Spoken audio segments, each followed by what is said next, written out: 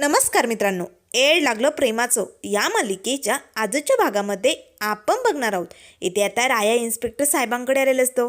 तेव्हा तो इन्स्पेक्टर साहेबांना म्हणू लागतो, बघितलं इन्स्पेक्टर साहेब, हा घोरपडे आपल्याला लय म्हणत होता तुमच्याकडे पुरावा नाही की बिबट्या मीच गावात आणलाय म्हणून. आता घे म्हणावं पुरावा. आता हा गुंडा आपल्या हाती लागलाय ना, म्हणजे कसं आपल्याकडे ठोक पुरावा असल्यासारखं आहे. त्यावर लगेच इन्स्पेक्टर साहेब म्हणू लागतात, बरं झालं राया तू या माणसाला आमच्याकडे घेऊन आला. आता बघ, या माणसाला आम्ही कोर्टात हजर करू आणि मग जयची सुटका होणार नाही. आजच आम्ही त्याला कोर्टात घेऊन जाणार आहोत. तेव्हा लगेच रायम लागतो, ठीक आहे साहेब, तुम्हाला जे करायचं यांचं आता ते तुम्ही बघून घ्या. मला आज काही करून त्या बिबट्याला जेरबंद करायचं आहे. तेव्हा इन्स्पेक्टर साहेब मला, हो राया तू ते काम करतोय, खरंच तुझे किती उपकार मानावेत ना ते कमीच आहे. पण राया जे काही करत असशील ना ते जपून कर. तेव्हा रायम लागतो, ठीक आहे असे म्हणत राया आता आपल्या घरी निघालेलो असतो. तर इकडे घरी डिफिकल्ट डंकीने सगळी काही तयारी केलेली असते. म्हणजे बिबट्याला पकडण्यासाठी जे काही साहित्य वगैरे लागत असतं ते सगळं काही आणलेलं असतं. त्यावर राया घरी येतो आणि म्हणू लागतो, डिफिकल्ट डंकी झाली ना समधी तयारी.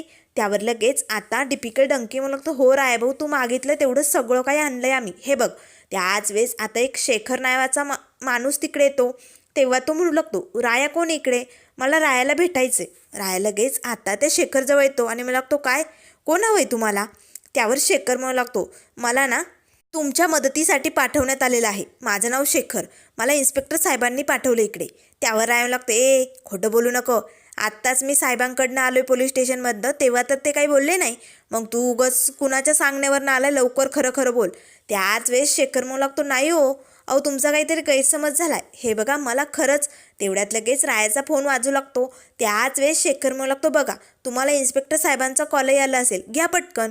आता राया बघतो तर खरंच इन्स्पेक्टर साहेबांचाच फोन असतो. राया पटकन उचलतो. त्यावर इन्स्पेक्टर साहेब म्हणू लागतात, राया मी आत्ताच एका व्यक्तीला पाठवलं आहे तुझ्याकडे, शेखर नाव असेल त्या माणसाचं. कदाचित तो माणूस तुझ्यापर्यंत पोचलाही असेल. पण राया एक गोष्ट लक्षात ठेव, अरे तू बिबट्याला पकडायला जाणार आहे ना, पण मी जो माणूस पाठवला आहे ना तुझ्याकडे, तो ना जंगली प्राणी पकडायला एक नंबर आहे. म्हणजे त्याला सगळे हातवार सगळं काही माहिती असतं, सगळे डावपेच तो खेळू शकतो, प्राण्यांना कसं पकडायचं काय करायचं. म्हणून त्या व्यक्तीला मी तुझ्यापर्यंत पोहोचवलं आहे. त्याची मदत घे आणि तसंच सगळं काही कर. तेव्हा रायम लागतो, थँक्यू साहेब, तुमचे उपकार झाले, खरंच तुमची ना खूप मदत झाली आम्हाला. त्यावर इन्स्पेक्टर साहेब म्हणू लागतात, राया मदत आम्ही नाही, खरं तर तू आम्हाला खूप मदत करतोय, त्यामुळे ना ऐक, शेखर जे म्हणतोय ना तसंच कर. असे म्हणत आता इन्स्पेक्टर साहेब फोन बंद करतात. त्यावर लगेच आता राया लागतो, हे बघा या इकडे, हे बघा बिबट्याला पकडण्यासाठी आम्ही एवढं समद साहित्य आणलंय. हे गळ्यातले खेळाचे पट्टे, म्हणजे कसं बिबट्या आपल्या मानेवरती झडप मारतो ना, मग हे खेळाचे पट्टे असले म्हटल्यानंतर एवढं काही होणार नाही आपल्याला, आपली मान सुरक्षित असेल ना. बघा बघा हे जाळे आणलेत, हे मशाली आणल्यात. त्यावर लगेच शेखर म्हणू लागतो, राया एवढं सगळं आणून काही उपयोग नाही आहे.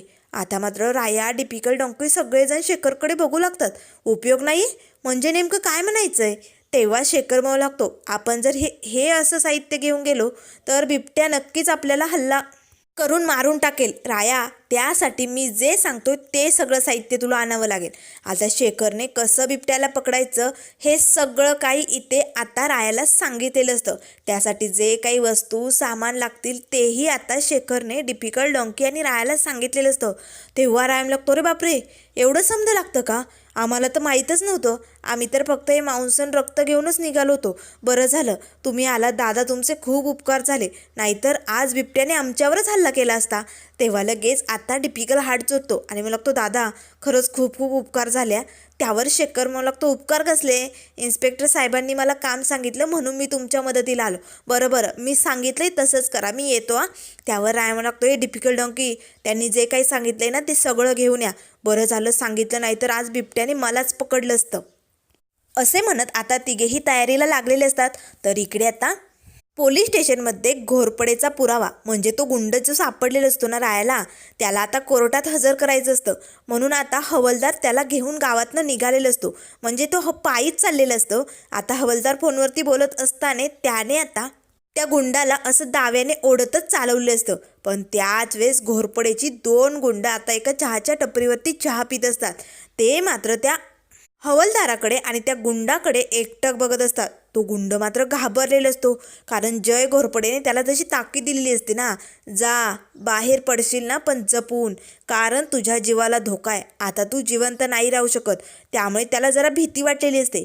पण त्या क्षणाला आता इकडे लगेच ते चहाच्या टपरीवरचे 2 गुंड समोर येतात आणि लगेच हवलदारासमोर येऊन आता घोरपडेचा पुरावा नष्ट करण्यासाठी त्या गुंडावरती बंदुकीने गोळी झाडतात आणि तिकडनं पळ काढतात. हवलदार मात्र आता त्या गुंडांचा पाठलाग करू लागतो. तोपर्यंत इकडे पोलिसांच्या ताब्यात असलेला गुंड मात्र मरण पावलेला असतो. सगळे लोक जमा होतात आणि त्याकडे बघू लागतात. तर इकडे आता संध्याकाळची वेळ झालेली असते. राया आता मिसफायरच्या घरी आलेला असतो. मंजिरी आता रायाला देवघरात घेऊन जाते. आता लगेच देवासमोर मंजिरीने रायाचं औक्षण केलेलं असतं. राया मात्र शांतपणे मिसफायरकडे बघत असतो. तेव्हा मंजिरी म्हणते, राया सुखरूप घरी ये. तेव्हा राया लागतो, मिसफायर काळजी करू नको, आपल्या विठुरायावरती विश्वास आहे ना, आणि या रायावरती तर तुझा विश्वास आहेच, पण आपला पंढरपुराचा विठुराया आपल्या सगळ्यांच्या पाठीशी, तो असं काय बी होऊ देणार नाही. बघ, आज हा राया बिबट्याचा जेरबंद करणार आणि सुखरूप घरी येणार म्हणजे येणार. तेव्हा मंजिरीच्या डोळ्यात पाणी आलेलं असतं. त्यावर मंजिरी म्हणते, राया मी वाट बघेल आणि जोवर तू येत नाही ना तोवर विठुरायासमोर मागणं मागेल तुला सुखरूप आणण्याचं, आणि गावकऱ्यांनाही काही होऊ देऊ नये म्हणून मी देवाकडे प्रार्थना करेल. त्यावर रायम लागतो, मिसफायर काळजी करू नको, आज आपल्या पंढरपुरावरचं संकट हा राया नाहीसं करणार. तेव्हा मंजिरी लागते, राया पण तू एका वादळाला पकडायला चाललाय, हे विसरू नको हा. त्यावर रायम लागतो, मिसफायर तुझा विश्वास आहे ना या रायावर, मग काळजी करू नको, बिंदास राहा, मी आलोच, येतो आम्ही, असे म्हणत राया मात्र निघालेलो असतो. मंजिरी मात्र रडू लागते, कारण तिला खूप भीती वाटलेली असते. त्याच वेळेस इकडे आता गावामध्ये आता मंदिरात, पंढरपुरात विठुरायाच्या मंदिरात सगळे लोक जमलेले असतात. आता रात्र झालेली असते, सगळं काही साहित्य आणलेलं असतं.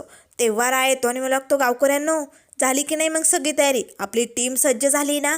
त्यावर लगेच आता सरपंच लागतो, हो राया तू म्हणतोय तसं समधी तयारी केली आम्ही, पण हे एवढं साहित्य कशासाठी आणले रे. तेव्हा रायम लागतो, सरपंच शेखरने सांगितल्याप्रमाणे सगळं काही तयार आहे, आणि हे बघा या कळशीत रक्त आहे ना, तुम्हाला प्रश्न पडला असेल हे रक्त का आणलंय, पण आज आपल्याला सगळ्यांना आपल्या बुद्धीचा कस वापरायचा आहे बरं का. हे बघा, बिबट्या समोर आला तर कोणीही ओरडायचं नाही, घाबरायचं नाही आणि पळायचं नाही. आज आपला संयम बाळगायचं शिकायचं आहे आपल्याला. आणि हो, आपण सगळे जर असं गोळामेळाने एका ठिकाणी थांबलो ना, आणि त्या ठिकाणी जर बिबट्या आला तर आपण नक्कीच त्याला जेरबंद करू शकतो. त्यामुळे आज आपल्याला बुद्धी चालवायची आणि कोणीही घाबरून जायचं नाही. स्वतःच्या जीवाची अजिबात पर्वा करू नका. आपण एवढे समधेजण असताना बिबट्या आपल्याला काय बी करू शकत नाही. आणि हे जे रगात आहे ना, हे मी स्वतःच्या अंगावरती ओतणार आहे आणि एका झाडाच्या ठिकाणी बसणार, आणि बिबट्या आला की बरोबर आपण त्याला पकडूया. त्याच वेळेस डिफिकल्ट मला लागतो, रायभाऊ अरे काय बोलतोय तू, अरे हे कसं शक्य आहे. नाही नाही रायभाऊ, हा प्लॅन नाही, मला माहिती नाही आहे, हा प्लॅन नाही करायचा रायभाऊ. तेव्हा रायम लागतो, डिफिकल्ट वेळ लागले का, आत्ताची संधी आपल्याकडे, शेवटची संधी असं समजा, असंच करायचं आहे आपल्याला. तेव्हा डिफिकल्ट म्हणू लागतो, रायभाऊ अरे पण तू जर असं रगात लावून बसला तर बिबट्या तुझ्यावर हल्ला करेल आणि तुला काही झालं तर. नाही नाही नाही. तेव्हा रायम लागतो, हे बघ डिफिकल्ट, आपल्याला काही होणार नाही आणि तुम्ही समधे लपून असणार आहात की नाही तिकडे, मग तुम्ही समधे तिथे असल्यानंतर बिबट्या मला काही बी करणार नाही. त्यामुळे घाबरून जायचं नाही. मी आत्ताच सांगितलंय, आज आपल्याला परिस्थितीला सामोरं जायचं आहे, त्यामुळे कोणीही घाबरून चालणार नाही. अजिबात टेन्शन घेऊ नका, मला काय बी होणार नाही, मी सगळं काही हँडल करणार आहे. तुम्ही फक्त मी सांगितलंय त्या ठिकाणी लपून राहा. आणि हो, जेव्हा मी म्हणेल तेव्हाच तुम्हाला मशाली पेटवायचे, तोपर्यंत काहीही करायचं नाही. आता सगळेजण हो म्हणू लागतात. त्याच वेळेस सरपंच म्हणू लागतात, पण राया अरे तू एवढा जीव घे ना, प्लॅनिंग केलं आहे, अरे बिबट्याने तुला जर काही केलं तर आम्ही काय करायचं लेकरा. तेव्हा रायम लागतो, सरपंच आपल्या गावासाठी हा राया काय बी करू शकतो, हे तुम्हाला माहिती आहे की नाही, मग तुम्ही टेन्शन घेऊ नका, तुम्ही समधे माझ्यासोबत आहात की नाही, मला बिबट्या काहीही करणार नाही, चला आता. असे म्हणत आता सगळं साहित्य घेऊन सगळे गावकरी आता जंगलाकडे निघालेले असतात. तर इकडे मंजिरी आत्ता विठुरायाच्या मंदिरात आलेली असते. विठुरायाच्या मंदिरात भजन चालू असतं. तेव्हा मंजिरी आता विठुरायासमोर एक दिवा लावते आणि मला लागते, विठुराया आता हा दिवा तोपर्यंत तेवत राहील जोपर्यंत या गावातील गावकरी आणि राया बिबट्याचा जेरबंद करून सुखरूप घरी येत नाही. तुला रायाला आणि गावातील कुणालाही काही येऊ द्यायचं नाही विठुराया. आणि तोपर्यंत ही मंजिरी तुझ्यासमोर अशीच हात जोडून असणार आहे. त्यामुळे विठुराया, सगळ्यांकडे लक्ष राहू दे रे बाबा. रायाला आणि गावातल्या कुणालाही काही होऊ देऊ नको. त्यांच्या पाठीशी सदैव राहा. अशी प्रार्थना आता मंजिरीने विठुरायासमोर करायला सुरुवात केलेली असते. तर इकडे आता ठरल्याप्रमाणे जंगलात एका ठिकाणी आता सगळेजण आलेले असतात. रायाने आता प्रत्येकाला एका झाडात लपवलेलं असतं आणि एका खोडावरती आता राया येऊन बसलेला असतो. आता रायाने कळशीत जे रघात आणलेलं असतं ते संपूर्ण आपल्या डोक्यावरती ओतलेलं असतं. ते रक्त आता संपूर्ण रायाच्या अंगावर सांडलेलं असतं. राया मात्र आता ते रक्त असं आपल्या चेहऱ्याला हातापायांना चोळू लागतो, जेणेकरून या रक्ताच्या वासाने बिबट्या माझ्याकडे येईल. हा सगळा प्लॅनिंग इथे रायाचा तयार असतो. आता ठरल्याप्रमाणे डिफिकल्ट डंकी, सरपंच सगळे लपून एका बाजूला असतात. कारण सगळे एका बाजूने असते म्हणजे की जमावात बिबट्या जर आला आणि सगळे जर पुढे आल्या तर बिबट्या काही करणार नाही, असं सगळं काही प्लॅनिंग ठरलेलं असतं. त्याप्रमाणे आता सगळं काही चालू असतं. राया मात्र शांतपणे बिबट्याची वाट बघत असतो. तेव्हा राया मनाशीच म्हणू लागतो, विठुराया, आज काय बी करून या बिबट्याला येण्याची सद्बुद्धी दे. आज काही करून या बिबट्याचा सोक्षमोक्ष लावायचाच या रायाला. त्याच वेळेस आता ते बिबट्याचं आगमन झालेलं असतं. बिबट्या मात्र आता डळकारी फोडत हळूहळू पुढे आलेला असतो. आता मात्र डिफिकल्ट डंकी रायाभाऊला खुणावू लागतात. पाठीमागणार बिबट्या आलाय. राया मात्र आता बोट दाखवून गप्प बसा असे त्यांना म्हणू लागतो. कोणीही काहीही करू नका. आता डिफिकल्ट लगेच काडी ओढतो आणि मशाल पेटवणार. तेच राया त्याला थांबवतो. हात करून थांब डिफिकल्ट, आपल्याला बिबट्याला जेरबंद करायचे असं खानाखुना करू लागतो. आता मात्र बिबट्या दबी धरून रायाच्या पाठीमागे येऊन उभा राहिलेला असतो. त्याला आता रायावरती हल्ला करायचा असतो. तरी अजून रायाभाऊ शांतपणे त्या खोडावरती बसून असतो. इकडे सगळे गावकरी मात्र हादरून गेलेले असतात. आता जर पाठीमागनं बिबट्याने रायावरती हल्ला केला तर आता काय करायचं, असे अनेक प्रश्न सगळ्यांसमोर उभे राहिलेले असतात. सगळेजण घाबरलेले असतात. पण रायाने मात्र आपली हिंमत दाखवलेली असते. राया शांतपणे आता इथे असाच बसून राहिलेला असतो. त्याच वेळेस बिबट्या अजून एक डरकाळी फोडतो. तर इकडे आता मंजिरीने जो विठुरायाच्या मंदिरात दिवा लावलेला असतो ना, तो आता वारं आल्यामुळे विझायला लागतो. मंजिरी पटकन आता दोनही हाताने तो दिवा पकडते, जेणेकरून तो दिवा विझू नये. मंजिरीच्या मनात आणखीन भीती निर्माण होते. नक्कीच असं काहीतरी घडलं असणार आहे. हे विठुराया, तुला काही करून आज रायाला आणि गावकऱ्यांना वाचवायचे. कुणालाही काही होऊ देऊ नको. आज ही मंजिरी तुझ्यासमोर अशीच उभी राहणार आहे. हे बघ विठुराया, आज काही करून तू सगळ्यांच्या पाठीशी उभं राहा, असे मंजिरी आता देवाला म्हणू लागते. तर आता बिबट्या लगेच रायावरती हल्ला करायला पुढे येणार. तेच राया आता उठून उभी राहतो आणि बिबट्याकडे बघू लागतो. आता मात्र बिबट्या रायाच्या दिशेने येत असतो. राया जरा थोडासा मागे मागे होत जरा बाजूला झालेलं असतं. आता मात्र बिबट्या त्या खोडावरती येऊन उभी राहतो. आता बिबट्याने त्या खोडावरून रायाच्या अंगावरती झेप मारण्यासाठी उडी मारलेली असते. त्याच वेळेस आता बिबट्या आपल्या अंगावरती झेप मारतोय म्हटल्यावर राया लगेच असा घसरतच बिबट्याच्या खालनं बाजूला निघून जातो. बिबट्याची झेप दुसरीकडेच पडलेली असते. बिबट्या मात्र आणखीन पिसाळ्यासारखा करू लागतो. आणखीन डरकाळ्या फोडत आता तो रायावरती हल्ला करणार.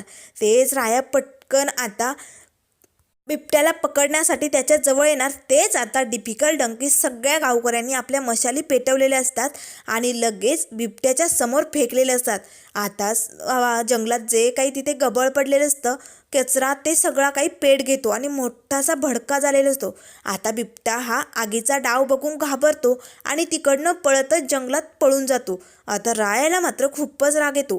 राया जोरात ओरडू लागतो, अरे वेड लागले का तुम्हाला? कोणी तुम्हाला मशाली फेकायला सांगितल्या होत्या? अरे बिबट्या आपल्या हातात आला होता की नाही? आता तो पळाला, आता काय करायचं? त्याच वेळेस आता सगळेजण समोर येतात आणि मला लागतं, रायभाऊ, आम्ही तरी काय करणार होतो? अरे बिबट्या किती भडकला होता आणि तो तुझ्यावर हल्ला करत होता रायभाऊ, अशाने तुझा जीव गेला असता. तेव्हा सरपंच म्हणू लागतात, राया, अरे लेकरा, आम्ही तुझा जीव वाचवण्यासाठी हे समज केलं. तेव्हा राया लागतो, माझ्या जीवाचं का घेऊन बसताय तुम्ही? मला काही होणार नव्हतं, मी सांगितलं होतं ना, मी बिबट्याशी 2 हात करायला तयार होतो. तुम्हाला हे समज करायला कोणी सांगितलं होतं? त्यावर डिफिकल्ट म्हणू लागतो, राया भाऊ, पण आता काय करायचं? बिबट्या तर निसटला ना. तेव्हा राया म्हणू लागतो, आता नाही, आता त्याला निष्ठून द्यायचं नाही असे म्हणत राया मात्र आता बिबट्या पाठोपाठ धावतच निघालेला असतो. तर इकडे विठुरायाच्या मंदिरात मंजिरीची प्रार्थना चालूच असते. तर त्यानंतर मित्रांनो पुढील भागामध्ये आपल्याला बघायला मिळेल इथे आता निक्की आणि शशिकलाने डाव टाकायला सुरुवात केलेली असते. आता काही करून या बिबट्याने मंजिरीला पकडलंच पाहिजे असं त्यांनी ठरवलेलं असतं. म्हणून धावतच निक्की आता विठुरायाच्या मंदिरात येते आणि लागते मंजिरी मंजिरी चल पटकन. अगं रायाला बिबट्याने ओढत जंगलात चालवले. अगं रायावरती हल्ला झालाय. तेव्हा मंजिरी लागते काय नाही नाही विठुराया मिस फायर असताना रायाला बिबट्या काहीही करू शकत नाही. आज बिबट्याच्या जबड्यातनं त्याची मिस फायर रायाला घेऊन येणार असे म्हणत आता मंजिरी धावतच जंगलात निघालेली असते. तर इकडे आता धावत पळत असणाऱ्या बिबट्यामागे राया त्याला पकडण्यासाठी पळत असतो. त्याच वेळेस आता समोरनं मिस फायर राया राया असा आवाज येत असते. आता राया बिबट्याच्या शोधात असतो पण मात्र इकडे बिबट्या मिसफायर समोर येऊन उभा राहतो. आता मात्र हा भडकलेला बिबट्या मिसफायरवरती हल्ला करणार आणि मग राया आपल्या मिसफायरला कसं वाचवणार आणि या बिबट्याचा बंदोबस्त कसा करणार हे आपण लवकरच बघूया. त्यामुळे मित्रांनो अशाच मालिकेंच्या अपडेट पाहण्यासाठी चॅनलला लाईक करा, सबस्क्राईब करा. व्हिडिओ पाहिल्याबद्दल धन्यवाद.